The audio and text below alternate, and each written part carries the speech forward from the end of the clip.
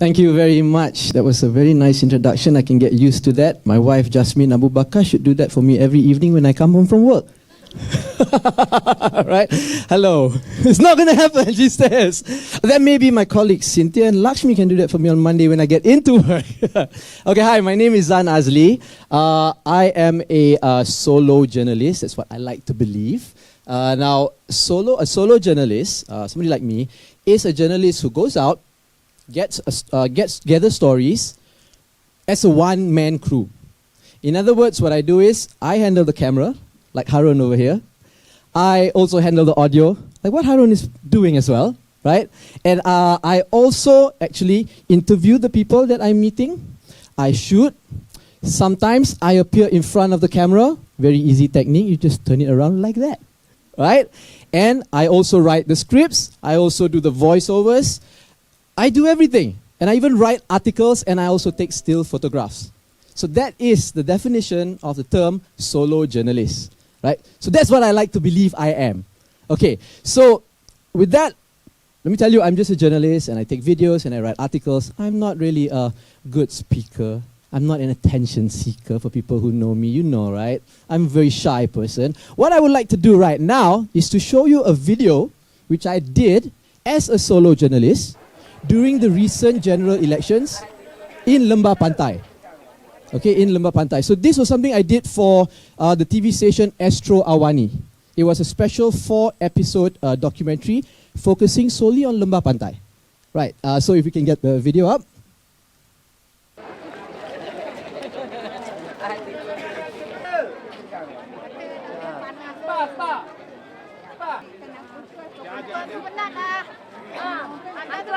Kami bukan pengundi hantu.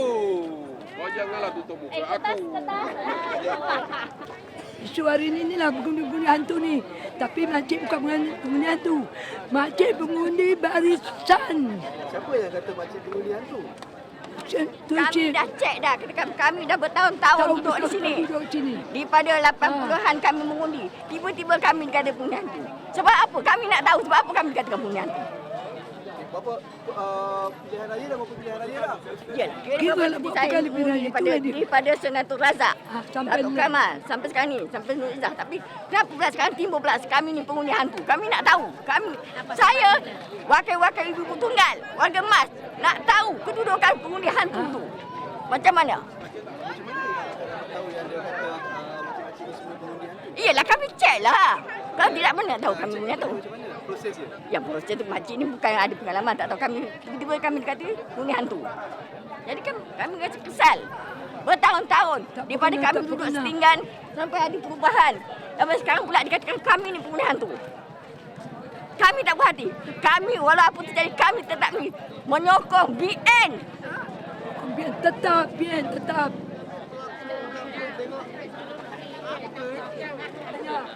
Hantu anak hantu lah. Tinggal Kampung Pasir Kiri. Ni nama dia. Kawat tapaknya di? Ni sini ni. Bukanlah kawasan ni. Ni. So sejak berapa tahun dah pindah ke sana? Mungkin dalam hampir 20 tahun. 20 tahun. Masa makcik kerja duduk di jalan gelap Kampung Pasir. Lampu tak ada, apa tak ada. Sekarang dah senang, dah cantik, dah segak, dah direbut. Daripada anak kecil-kecil sampai dah besar-besar, sampai dah kahwin. Dulu cari datang angkat kain tinggi-tinggi jalan air. Sampai dah bercucu. Dia masa dah senang dia nak ambil, cantik muka dia. Dah ada kesenangan kita takkan lepaskan pada apa penghuni lain. Ha. Tetap dengan BN. Apa jadi hidup mati kami tetap dengan BN. Kenapa dia kata Sebab dia berpegang kepada alamat. Alamat saya Bukit B, Kampung Gerici. Mana ada Bukit B, Kampung Gerici? Sekarang dah jadi K4. Dah membangun 20 tahun, 30 tahun dulu, Lembah Pantai semua setinggan. Kami tinggal di Lembah Pantai daripada start tahun 70. Memang sebiji rumah flat pun tak ada. Flat yang mula wujud di Pantai Dalam tu ada 2 blok. Tu tahun, saya ingat pun tahun 90-an. Jadi apabila saya pindah ke Taman Angkasa tahun 90. Jadi saya rasa tahun 80 lebih dah mula bangun. Jadi setakat hari ini boleh katakan setinggan tu dah pupus, dah habis. Hari ini pun dah dulu setinggan sini. Maknanya dipindahkan lah sebab itu dia tengok alamat tu lain. Ya. Yeah.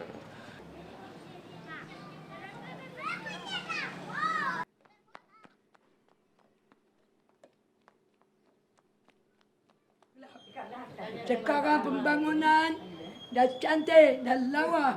BN, pasal kita sokong BN. Mana yang mana satu unit Haji? Makcik ni. Ini Mak Makcik. Sini. Ni Mak Makcik. 100 tahun. Apa khabar Haji? Ini dianya. Ini mak makcik ni. Atuk. Mira, mari cepat Mira. Duduk kat mana? Sini. Ini sebelah ni rumah makciknya. Yang ni lah. Mira tak bayang. Dah 20 tahun je ni? Dah 20 tahun? Sama 20 tahun. Jiran daripada Sama tinggal. Tinggal. Sebelah mari. Ya. Jelas ya bahawa bekas wakil rakyat Lembah Pantai Nurul Izzah tidak turun padang. Mana dia tidak memahami apa kedudukan penduduk di Lembah Pantai, khususnya di pantai dalam yang berasal daripada golongan-golongan setinggan yang sekarang sudah berpindah di kawasan-kawasan perumahan bertingkat. Jadi dia tidak faham. Jadi bila dia tak faham, dia tengok alamat di tempat-tempat yang dah tak ada. Dia kata seolah-olah Barisan Nasional telah menghantar pengundi-pengundi hantu di sana. Padahal bukan hantu. Orang yang telah mengundi berkali-kali. Mereka yang daftar cara yang sah dan SPR pun mengatakan mereka itu sah. Tetapi dia dah buat isu dengan bersih, dengan ambiga seolah-olah Barisan Nasional telah daftar 4,000 pengundi-pengundi hantu. Kita tidak buat pun perkara-perkara itu. Tidak seorang pun pengundi hantu yang kita daftarkan. I lodged my complaint to the Election Commission. I'm wondering why it is the UMNO leadership in Lembah Pantai who is representing the EC and responding to me. Now, there are 3 categories of voters that we objected to, lodged a complaint with the Election Commission. The first, dead voters in the electoral roll. Number 2, voters whose address is not complete. And number 3, voters who are not residing in the address displayed on the IC. So for me, he can say what he like, but I am awaiting an official answer from the Election Commission. Furthermore, if you talk about incomplete addresses, why are the addresses not updated? And how can you have dead voters still in the electoral roll? We're talking about 5,000 here. I'm sorry, it doesn't sufficiently answer my questions. I would like the Election Commission to explain to me one by one and convince me that phantom voters will not determine the outcome of elections come polling day. So thank you very much, UMNO, but I do not think you should represent the EC. The EC can speak independently and for themselves.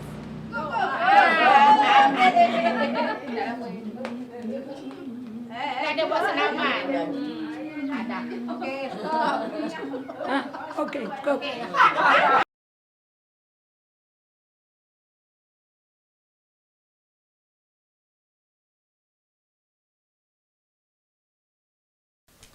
Okay. So, yeah, that was a documentary series I shot for Astro Awani during the general elections. I have to thank both camps for giving me full access to their candidates and their team and everything for the documentary to be a success. Now, you can go back to the slide. Now, solo journalism, all right, because it's a one-man crew who does everything, the tools of the trade is very, very important, okay? The important things that you need to have to be a solo journalist, right, is, number 1, a camera, right, obvious, and number 2, a laptop computer that has an editing software on it for you to edit whatever you have shot on the camera, okay? These are the only 2 things you need, right? But this day and age, technology has already improved so much that end of this month, I'll be going to Myanmar. I'm hoping to shoot a documentary, a full half-an-hour documentary on just my iPhone, right? And actually, if you check on your iPhone or Android phone or whatever at the Google, at the App Store and all that, you can actually find software, editing softwares that you can purchase and edit on the phone itself. So basically, next month, end of this month, in another 2 weeks, when I go to Myanmar, all I need is this. Maybe I need extra power banks, right? But this is all I need to be a journalist, right? You do not need complicated equipment like this, right? Or that, right? Because it's very, very simple. Tools of the trade, two things. Camera, computer to edit. Everything in your smartphone, you have everything in your phone already. Okay? So that's all you need.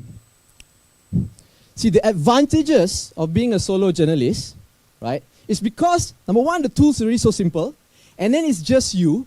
It makes it very, very mobile, right? A lot of the documentaries that I shoot involves me traveling. I shot a documentary once in the Middle East where I went to 4 countries. I traveled for a month. I went to Syria, Jordan, Lebanon, Iran, and it was just me. It was so easy. I can take the bus when I want to. I can rent a car when I want to, right? I can get a taxi if I wanted to. I did not have to think of the logistics of a huge crew that is following me. Very, very easy. Last year I went to Egypt. I wanted to go into Gaza, right? I had to wait a very long time to get approval. If I had a crew, it would have been very difficult because I would have to organize where they would live, what they would eat, you know, and things like that. But it was just me, so I just hung around in Cairo, joined some protests, ate a lot of food, you know. And once I got approval, I could go in. But unfortunately, I did not get approval and I flew back to KL, right? So yeah, so it's very easy and very mobile, okay? Efficiency. Now, if you are familiar with the journalism industry, especially broadcast journalism, when you go out and shoot a story, it requires a team, okay, a team. It would be one journalist or producer, right? Maybe one cameraman, maybe one audio man. Okay, and each of them has a specific role to play. The journalist and producer will be kind of like the guide, right? Trying to get the story. The cameraman, of course, will be the one who's getting the visuals. The audio man will be the one who's in charge of getting the audio and recording the audio properly, right? And then once they shoot, they come back, they go back to the station, they go back to the studios. Then they have to go and meet the visual editor. And then the producer or the journalist will have to sit down with the visual editor, explain to the visual editor, look, this is how the story is, this is what we interviewed, you know, we got this. Then the visual editor has to understand the story and then sit down in front of the computer and then start loading in the footage, and then he starts using the mouse, you know, and then edit, look through all the footage and put it all together. And then once it's done, and then he has to move it along to the editor. The editor has to look at the story, right? And then go through the story, vet the story, oh yeah, and then finally it comes out. Now, as a solo journalist, what I do is I shoot, I know what I shot, I go back, turn on the computer, edit it, and it's done. Simple. Very, very simple. So efficiency, it makes it so much easier. There was one time when I was on assignment in Terengganu, right? I was supposed to get a story out for a Dutch news agency. They wanted the story immediately. I shot in the morning, I had to give it to them at night. It made it so easy. I went, shoot in the morning, right? I went home in the afternoon, had lunch, quickly edit, render the video. By evening, 6, 7 o'clock, Maghrib, just before I would take my ablution and semayang, I was able to send to the FTP server to the Dutch news agency. So it makes it very, very simple. Okay, so it simplifies the process. And then, another advantage of solo journalism is intimacy. Okay? When I go and interview people, imagine if I want to interview somebody. I call Susan, I want to interview you, right? And then I come with a crew, right? There's 2 camera crew set up. One sets on the right side, one camera sets on the left hand side, and then I, as the interviewer, sits down in front of you. We fix the lighting. Audio guy comes in, puts up the microphone on you, you know. Everything ready, and then I would signal to the cameraman, are you ready? 5, 4, 3, 2, 1, okay, interview rolling, camera, sound speed, and then I start interviewing. Now, Susan, I don't know, maybe you might be nervous. You might get scared, right? You might get intimidated because of all the crew and all the camera that is pointing at you, all the focus is on you. But when I go out alone, right, and I interview people, it's just me, and it makes them feel a little bit more comfortable. They tend to see me as an individual, and then they want to chit-chat with me as if I'm just another person they just met on the street, right? So it's kind of like a trust issue, and it's also less intimidating. Okay, so it makes it very, very intimate, the interviews that I am able to get when it's just me. Sometimes I don't even put my camera on a tripod. I just sit down and leave it on my lap, right? So they don't even notice the camera. Okay, so then they open up, right? They open up. So one advantage of solo journalism. And then another thing, very, very important, is accessibility. because it's so simple, because it's so easy, it democratizes the whole process. You don't need professional journalists anymore. Now everybody can be a journalist.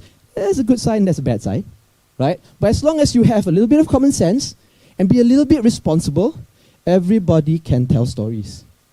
True stories, right? So it democratizes the process. One person can shoot and straight away upload to the internet. You are a media platform all by yourself. Okay? That's very, very important because that means solo journalism, is what I believe, can actually encourage, right, telling stories that are about real people. Okay?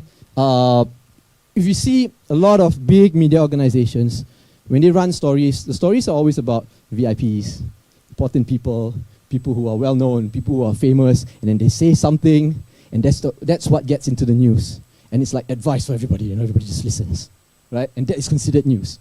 But with solo journalism, when everybody is telling their own stories, real people's stories, we are listening from stories that are actually real and the truth. Okay, I may be a journalist, and I believe in the journalism profession, and I go and get stories from people. I go visit countries, I go visit places, and what I see, I tell to the people. But with solo journalism, the public can actually empower themselves and tell their own stories, because even if I go to Somalia 5,000 times, I will not be able to tell a true story as how Ahmad would tell the story. True or not true, right? When he stood here and he told his story about, coming to KL, doesn't know how to speak English, he wants to play football, that's the kind of story that should be told, and it should be coming straight from the horse's mouth, although you are much better looking than a horse, right? So yeah, that's what I believe solo journalism can actually encourage in society. I have another video, if we can play it. Yeah, it's about 2 minutes long. So right now, one of the projects that I'm working on is a program called In Focus on Astro Awani. It's every Tuesday night, 8:30 p.m. Oh, I'm sorry, plug, right? It's where I go around the world, right? Go around the Southeast Asian region and a little bit of Europe to see what is happening amongst people, and then I tell the stories to Malaysians. And I have a team that's helping me out as well. People like Cynthia, Lakshmi, they're all doing it as well, right? So yeah.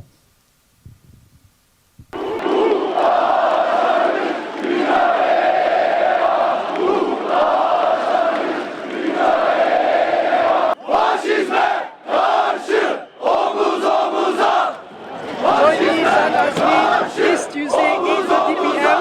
as I bring you on the ground in Istanbul, Turkey, as we follow the people's fight for democracy.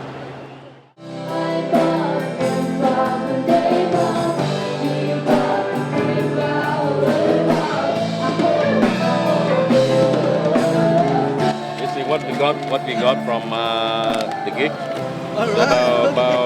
About $100.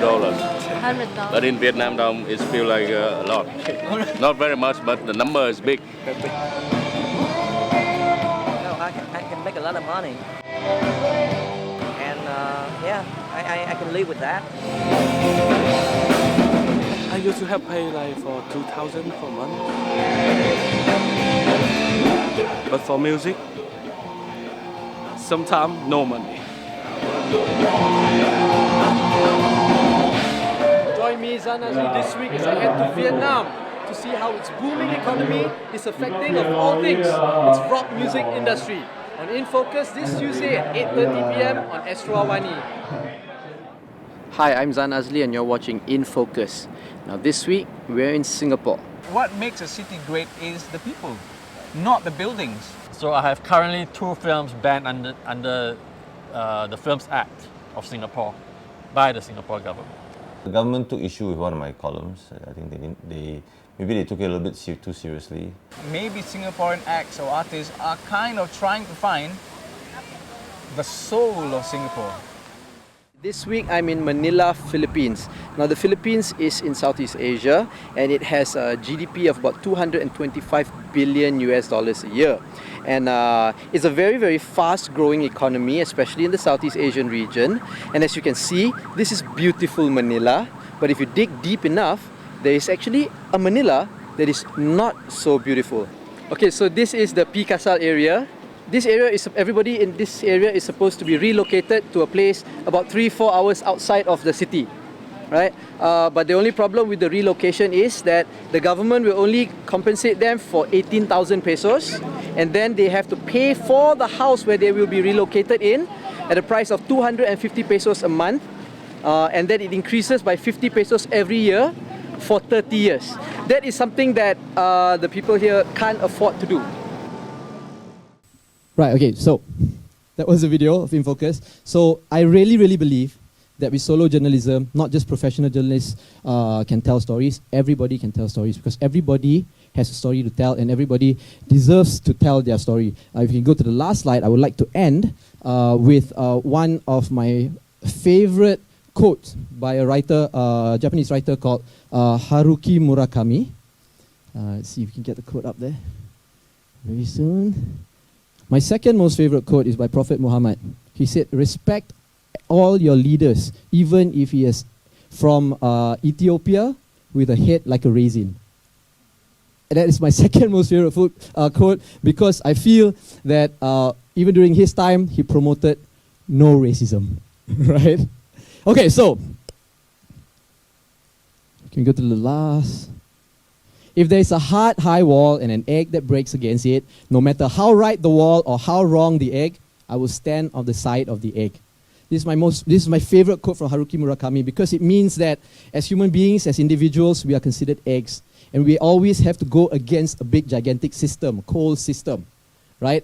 And we must always remember that we cannot let the system control and create us, because we are the ones who create the system. And I believe solo journalism will bring that change.